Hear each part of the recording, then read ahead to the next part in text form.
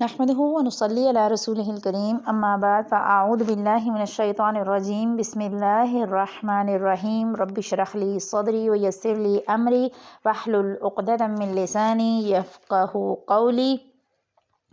میری تمام ساتھیوں کو نہایت ادب، احترام اور میری محبت کا سلام۔ الحمدللہ رب العالمین، الصلاۃ والسلام علی اشرف الانبیاء والمرسلین وعلی اہلہ وصحبہ ومن سنتہ الی یوم الدین۔ اللہم اجعلنا منہم ومن الذین آمنوا وعملوا الصالحات وتواصوا بالحق وتواصوا بالصبر رب یسر ولا تعسر وتمم بالخیر۔ تمام طرح کی حمد و ثنا اللہ عز و جل کے لیے لائق اور زیبا، جو تمام جہانوں کو پیدا کرنے اور پالنے والے ہیں، اور ہر طرح کا درود و سلام ہمارے نبی آخر الزماں حضرت محمد صلی اللہ علیہ وسلم کی ذات گرامی پر۔ اللہم صلی وسلم علی نبینا محمد۔ ہم بات یہ کر رہے تھے کہ انبیاء اور شہداء اس دن گواہ ہوں گے جس دن قیامت کو قائم کیا جائے گا۔ اس شہادت کی بنیاد پر لوگوں کا احتساب ہوگا اور ان کے ابدی مستقبل کا فیصلہ کر دیا جائے گا۔ یہ فیصلے ہوتے رہیں گے یہاں تک کہ سارے انسان نمٹ جائیں گے، اور آخر میں تمہارے جیسے سارے شہداء کو بلا کر ان کی کامیابی کا اعلان کیا جائے گا، اور اس کے بعد پھر کہیں جا کر لوگوں کو جنت اور جہنم کی طرف روانہ کیا جائے گا۔ تو اس کا مطلب یہ ہے کہ لوگ فوراً جنت یا جہنم میں نہ جا سکیں گے؟ نہیں، فوراً نہیں جائیں گے، بلکہ ایک ایک شخص کا حساب کتاب ہوتا جائے گا۔ اگر وہ کامیاب ہے تو سیدھے ہاتھ کی طرف عزت و آسائش میں، اور اگر وہ ناکام ہے تو الٹے ہاتھ کی طرف ذلت و عذاب میں کھڑا کیا جائے گا۔ جب سب لوگوں کا حساب کتاب ہو جائے گا تو پھر لوگ گروہ در گروہ جنت اور جہنم کی طرف لے جائے جائیں گے۔ دعا پڑھیں، اللہم حاسبنی حسابا یسیرا، اے اللہ پاک ہمارے سے حساب جو ہے وہ آسان لینا، آمین ثم آمین۔ اور سب سے پہلے رسول کریم صلی اللہ علیہ وسلم جنت کا دروازہ کھلوائیں گے، اور پھر اہل جنت ان کا زبردست استقبال اور سلام و خیر مقدم کے ساتھ انہیں جنت میں داخل کریں گے۔ اس وقت رسول اللہ صلی اللہ علیہ وسلم کہاں ہیں؟ اس وقت اللہ کے نبی حوض کوثر کے پاس ہیں۔ آپ کی امت میں سے جس کسی کا حساب کتاب ہو جاتا ہے اور وہ کامیاب ہوتا ہے تو اس سے پہلے اللہ کے نبی کے پاس لایا جاتا ہے، جہاں وہ جام کوثر سے اس کی تواضع کرتے ہیں، جس کے بعد وہ نہ صرف حشر کی ساری سختی اور پیاس کو بھول جاتا ہے بلکہ آئندہ پھر کبھی وہ پیاسا نہیں ہوتا۔ ویسے تمہیں جام کوثر یاد ہوگا، کیوں نہیں؟ میں نے جواب دیا، اور صالح کی باتیں سن کر میرے دل میں اللہ کے نبی سے ملاقات کا اشتیاق پیدا ہو گیا۔ میں نے صالح سے کہا، کیوں نہ ہم پہلے بار گائے رسالت میں حاضر ہو جائیں؟ ابھی میری زبان سے یہ جملہ نکلا ہی تھا کہ ایک صدا بلند ہوئی، امت محمدیہ کے کامیاب لوگوں کا حساب مکمل ہو گیا ہے، اب امت عیسوی کا حساب ہو رہا ہے۔ عیسیٰ ابن مریم مسیح علیہ السلام اللہ کے رسول اور بنی اسرائیل کے آخری پیغمبر پروردگار عالم کی بارگاہ میں حاضر ہوں۔ میں نے سوالیہ نظروں سے صالح کو دیکھا تو اس نے کہا، اب حضرت عیسیٰ علیہ السلام اپنی قوم پر گواہی دیں گے، وہ اللہ تعالیٰ کے سوال کے جواب میں اپنی تعلیمات کا خلاصہ پیش کریں گے، یہ اپنی قوم کے مجرمین کے خلاف ان کی شہادت ہوگی، اور صحیح عقیدے اور عمل والوں کے حق میں یہ ایک نوعیت کی شفاعت بن جائے گی۔ اس کے بعد ان کی امت میں سے جن لوگوں کے عقیدے بالکل اس تعلیم کے مطابق ہوئے، ان کی غلطیاں اللہ سبحانہ وتعالیٰ نظر انداز کر دیں گے، اور سرسری سے حساب کتاب کے بعد وہ سب کامیاب قرار پائیں گے۔ کیا یہی معاملہ مسلمانوں کے ساتھ بھی ہوا؟ ہاں، سب سے پہلے نبی آخر الزمان کو بلایا گیا اور انہوں نے گواہی دی۔ یہ گواہی آپ کا انکار کرنے اور آپ کی نافرمانی کرنے والوں کے خلاف ایک شہادت بن گئی۔ کاش تم وہ منظر دیکھ لیتے جب ان میں سے ہر شخص کی یہ خواہش ہو گئی تھی کہ زمین پھٹے اور وہ اس میں سما جائے۔ البتہ یہ شہادت لیلا جیسے لوگوں کے حق میں شفاعت بن گئی، اگرچہ نجات کی اصل وجہ یہ تھی کہ ان کا ایمان جو تھا ایمان و عمل مجموعی طور پر اللہ کے نبی کی شہادت کے مطابق تھا۔ اس کا مطلب یہ ہے کہ ابھی امت مسلمہ کے صرف ان لوگوں کو نجات ملی ہے جن کا عقیدہ و عمل اللہ کے نبی کی تعلیمات کے مطابق تھا۔ ہاں، ان کی غلطیوں کو نظر انداز کر دیا گیا، اور یہی دیگر انبیاء کی امتوں کے ساتھ بھی ہوگا۔ انبیاء کی امتوں کے ان لوگوں کو نجات ملے گی جن کا عقیدہ و عمل مجموعی طور پر اپنے نبی کی تعلیمات کے مطابق تھا۔ اس کے بعد میدان حشر میں صرف مجرم اور نافرمان ہی فیصلے کے منتظر رہ جائیں گے۔ پھر کیا ہوگا؟ اس کے کے بعد عمومی حساب کتاب شروع ہوگا۔ عمومی حساب کتاب، میں نے سوالیہ انداز میں پوچھا تو صالح نے کہا تمام امتوں کے حساب کتاب کا پہلا مرحلہ وہ ہے جس میں صالحین کی کامیابی کا اعلان ہو رہا ہے اور لیلہ جیسے لوگوں کو رسمی حساب کتاب کے بعد فارغ کیا جا رہا ہے۔ اس کے بعد عمومی حساب کتاب شروع ہوگا جس میں اعمال کی پوری جانچ پڑتال کی جائے گی اور اس کے بعد ہی فیصلہ کیا جائے گا۔ ظاہر ہے اس کے نتیجے میں سارے مجرمین زد میں آ جائیں گے، البتہ اہل ایمان میں سے بہت سے لوگ اپنے گناہوں کے باوجود اللہ سبحانہ وتعالیٰ کی رحمت کی بنا پر نجات پائیں گے اور ان کی میزان کا دایاں پلڑا بھاری ہو جائے گا۔ ان کا میدان حشر میں خوار و خراب ہونا ان کی معافی کا بہانہ بن جائے گا۔ اسی کو میں عمومی حساب کتاب کہہ رہا ہوں۔ البتہ کچھ لوگ ہوں گے جن کو آخری وقت تک کے لیے روک دیا جائے گا اور حساب کتاب کے لیے نہیں بلایا جائے گا۔ یہ وہ مومن ہوں گے جن پر گناہوں کا بوجھ بہت زیادہ ہوگا۔ ان لوگوں کے لیے انتظار کا یہ انتہائی طویل وقت ہزاروں بلکہ شاید لاکھوں سال تک چلتا چلا جائے گا، جس میں انہیں بدترین سختیاں، مصیبت اور پریشانی جھیلنا ہوگی۔ پھر کہیں جا کر ان کی نجات کا کوئی امکان پیدا ہوگا۔ وہ امکان کیا ہوگا صالح؟ وہ امکان اللہ تعالیٰ کی اس رحمت کا ظہور ہے کہ وہ اپنے عدل کے مطابق لوگوں کو مکمل سزا دینے کے بجائے حشر کی سزا کو ان کے گناہوں کا کفارہ بنا دے گا اور اس کے بعد ان کی معافی کا سبب اپنے نبیوں اور خاص کر اللہ کے نبی صلی اللہ علیہ وسلم کی درخواست کے بعد ہوگا کہ ان کا حساب کتاب بھی کر ہی دیا جائے۔ مگر حشر کی اتنی تکلیف اٹھانا اور پھر نجات پانا، یہ تو کوئی اچھا طریقہ نہ ہوا۔ میں نے حیرت سے کہا تو صالح نے جواب دیا اچھا طریقہ بتانے ہی کے لیے تو انبیاء کرام آئے تھے کہ ایمان لاؤ، عمل صالح کرو اور کوئی غلطی ہو جائے تو معافی مانگ لو۔ نجات کا سب سے سادہ اور آسان نسخہ یہی تھا، مگر نبیوں کی بات کسی نے سنی ہی نہیں اور اس کا نتیجہ آج بھگت لیا۔ آپ اور میں دیکھیں 5 وقت اذان میں کیا نماز کے الفاظ اذان کے کیا آتے ہیں؟ حی علی الصلاۃ، حی علی الفلاح، کہ آؤ نماز کی طرف اور آؤ کامیابی کی طرف۔ اور آپ اور میں اور ہمارے بچے سارے کام کر لیتے ہیں، بس کامیابی کی طرف ہی نہیں جاتے۔ اللہ ہمیں اور ہماری اولادوں کو پکا اور سچا نمازی بنا۔ رب اجعلنی مقیم الصلاۃ ومن ذریتی، اے اللہ مجھے بھی نماز قائم کرنے والا بنا اور میری اولاد کو بھی بنا۔ ربنا وتقبل دعا، اے اللہ میری دعا کو قبول فرما۔ ربنا اغفر لی ولوالدی وللمؤمنین یوم یقوم الحساب، اے اللہ مجھے بھی اور میرے والدین کو بھی اور تمام مومنین کو حساب کتاب کے دن جو ہے وہ تو بخش دینا۔ تو وہ اسی دن کے لیے ہے۔ اگر آپ اور میں کامیابی کے راستے پہ چلیں گے، کامیابی مانگیں گے تو ہمیں ضرور ملے گی۔ ہم روز 5 وقت نماز کی ہر آخری رکعت میں یہ دعا پڑھتے ہیں اور نہ ہمیں دعاؤں کے ترجمے پتہ، نہ ہمیں پتہ کہ ہم اپنے اللہ سے مانگ کیا رہے ہیں۔ تو ایسے میں پھر بہت مشکل ہو جائے گا جب تک ہمیں پتہ ہی نہیں ہوگا کہ ہم مانگ کیا رہے ہیں۔ اللہ سبحانہ وتعالی ہمیں نماز کے ترجمہ سیکھنے کی بھی توفیق عطا فرمائے اور صحیح درست قواعد کے ساتھ نماز پڑھنے والا بنائے، آمین ثم آمین۔ تم ٹھیک کہہ رہے ہو، یہ تو بڑی خرابی اور خواری کے بعد معافی ہوئی۔ میں تو لیلہ کی پریشانی نہیں دیکھ سکا تھا جو ابتدا میں نجات پا گئی تھی۔ تو ان لوگوں کا کیا ہوگا جو آخر تک انتظار کرتے رہیں گے اور حشر کی سختیاں اور مصائب برداشت کرتے رہیں گے۔ میرے بھائی، تم نے لیلہ کو جن حالات میں دیکھا تھا وہ تو بہت ہی اچھے تھے، لیکن اب میدان حشر کا ماحول بہت بھیانک ہو چکا ہے۔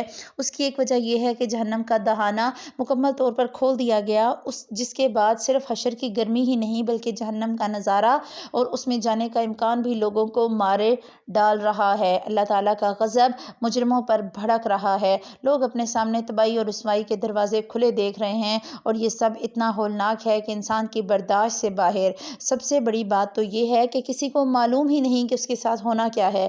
اس لیے اس وقت تم اہل محشر کے خوف اور ان کی ذہنی و جسمانی عذاب اور ان کی نفسیاتی اذیت کا اندازہ بھی نہیں کر سکتے۔ میں دل میں سوچنے لگا کیا یہی وہ طریقہ تھا جس کے ذریعے سے لوگ نجات کی آس لگائے بیٹھے تھے؟ کاش لوگ دنیا ہی میں سمجھ لیتے کہ نجات کا انحصار ایمان اور عمل پر ہوگا۔ حضور کریم صلی اللہ علیہ وسلم نے ساری عمر اسی بات کی دعوت دی، مگر لوگوں کی خوش فہمیوں کا تو کیا ہی کہنا۔ حضور کی اصل دعوت کو انہوں نے پیچھے پھینک دیا اور اپنی جھوٹی بدگمانیوں سے جھوٹی دنیا آباد کر لی۔ ان کا خیال تھا کہ وہ کچھ بھی کر لیں شفاعت انہیں بخشوا دے گی، مگر آج یہ بالکل واضح ہو چکا ہے کہ نجات ایمان اور عمل صالح پر ملے گی۔ ہر وہ بڑا گناہ جس کی توبہ نہیں، اس کی سزا آج حشر کی سختی اور جہنم کے بھیانک سائے تلے بھگتنا پڑے گی۔ اے کاش کے لوگوں کو یہ بات آج سمجھ آنے کے بجائے دنیا میں ہی سمجھ آ جاتی تو ان کی ساری زندگی توبہ میں گزرتی۔ میں اپنی سوچوں میں گم تھا کہ صالح نے مجھے دیکھ کر کہا، میرا خیال ہے حوض کوثر پر جانے سے قبل حضرت عیسیٰ علیہ السلام کی گواہی کا منظر دیکھ لیتے ہیں، پھر نبی کریم صلی اللہ علیہ وسلم کے پاس چلیں گے۔ شفاعت ہوگی، ایمان رکھیں شفاعت ہوگی، لیکن وہ کنڈیشنل ہوگی۔ ایک بندہ جس نے ساری زندگی محنت کی، حتی الامکان گناہوں سے بچتا رہا اور کوشش کے باوجود اگر کہیں اس کا پاؤں پھسل گیا پھر اس کے لیے شفاعت ہے۔ ایسی شفاعت نہیں کہ آپ کہیں جی ہمیں تو شفاعت ملے گی اور آپ زنا بھی کرتے جائیں اور آپ تکبر بھی کرتے جائیں اور آپ چوریاں بھی کرتے جائیں اور آپ جھوٹ بھی بولتے جائیں اور آپ ہر زندگی کا برا عمل کرتے جائیں اور اینڈ پہ یہ بھی کہتے جائیں ہاں مجھے تو شفاعت ملے گی کیونکہ میں کلمہ پڑھتی ہوں۔ تو شفاعت کنڈیشنل ہے، آپ نے اور میں نے حتی الامکان عمل کرنے ہیں اور ایمان رکھنا ہے کہ عمل صالح کے ساتھ ہی شفاعت ملے گی۔ ہم ایک دفعہ پھر میدان حشر میں آ چکے تھے، مگر اس دفعہ ہم عرش الہی کے دائیں طرف کھڑے تھے۔ عرش الہی کی تجلیات سے زمین و آسمان منور تھے۔ کامیاب لوگوں کے لیے یہ تجلیات مسرت و شادمانی کا پیغام تھیں، جبکہ مجرموں پر یہ قہر بن کر نازل ہو رہی تھیں۔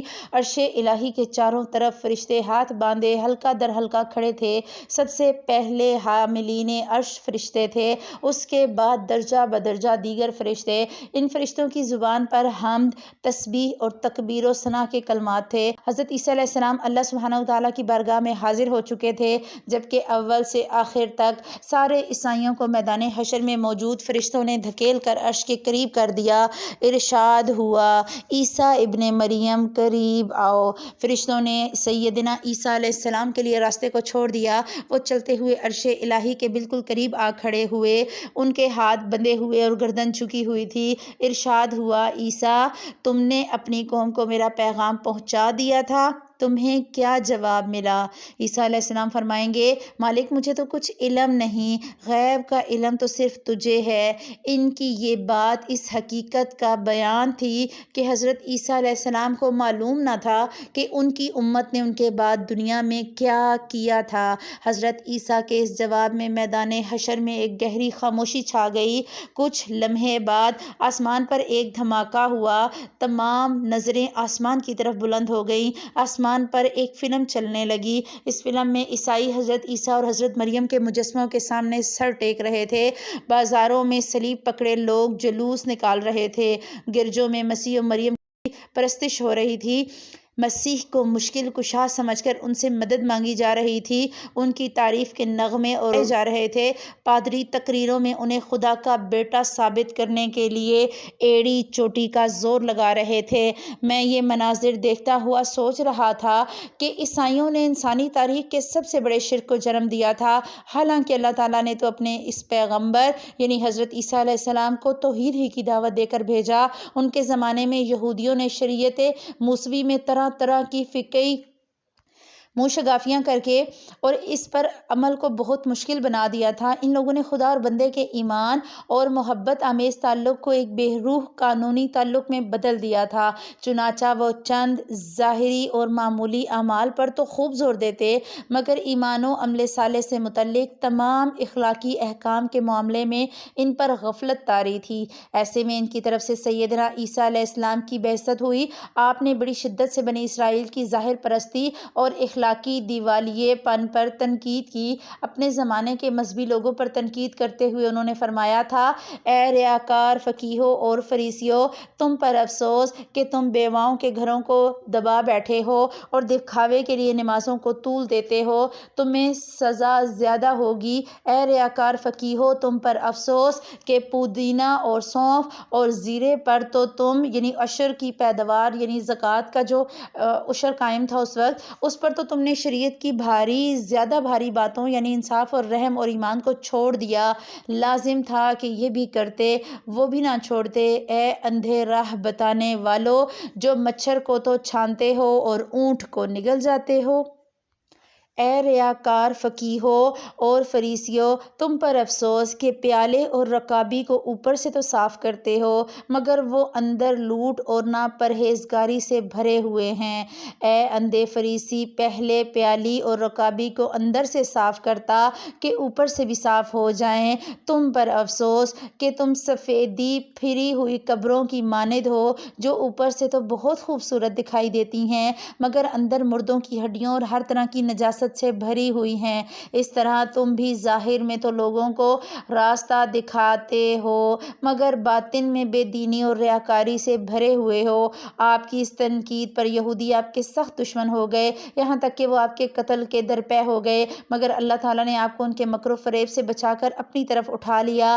بدقسمتی سے مسیح کے بعد پال نامی آپ کے کٹر یہودی دشمن نے آپ کی پیروی کا لبادہ پہن کر آپ کی پوری تعلیمات کو مسخ کر کے رکھ دیا۔ ایک طرف اس نے اعلان کیا کہ شریعت کی پابندی صرف یہودیوں کے لیے ضروری ہے، دیگر لوگوں کے لیے نہیں، اور دوسری طرف اس نے حضرت عیسیٰ اور ان کی والدہ کو الوہیت کے مقام پر فائز کر دیا۔ چنانچہ آہستہ آہستہ عیسائیت دنیا کا سب سے بڑا مشرکانہ مذہب بن گئی۔ عیسائی مسیح کو خدا کا بیٹا سمجھتے، مشکل کشا سمجھ کر ہر مصیبت میں ان کا نام لیتے، مگر یہ ایک ایسا جھوٹ تھا کہ اس کا جھوٹ ہونا آج کے دن بالکل کھل گیا۔ اللہ سبحانہ وتعالیٰ سے دعا کریں کہ اللہ آپ کو اور مجھے دین پر قائم رکھے، اللہ ہمارے دلوں کو ہدایت کے بعد نہ پھیرے، اور اللہ سبحانہ وتعالیٰ سے ہمیشہ جو ہم پڑھتے ہیں نا جب شہادت کی گواہی دیتے ہیں، اشہد ان لا الہ الا اللہ وحدہ لا شریک لہ واشہد ان محمدا عبدہ ورسولہ، کہ اے اللہ میں اس بات کی بھی گواہی دیتی ہوں کہ اللہ کے نبی جو ہیں وہ ایک تیرے بندے اور تیرے رسول ہیں۔ تو اللہ سبحانہ وتعالیٰ آپ کو اور مجھے شیطانی وسوسوں سے بھی دور رکھے، ہمیں شیطانی ایسی ساری باتوں سے دور رکھے جو ہمیں ایمان سے ہٹا کر گناہوں کی طرف لے جانے والی ہیں۔ رب اعوذ بک من ہمزات الشیاطین، اے میرے اللہ میں شیطان کی اکساہٹوں سے آپ کی پناہ چاہتی ہوں۔ واعوذ بک رب ان یحضرون، اور میں اس بات سے بھی پناہ چاہتی ہوں کہ شیطان میرے پاس آئیں۔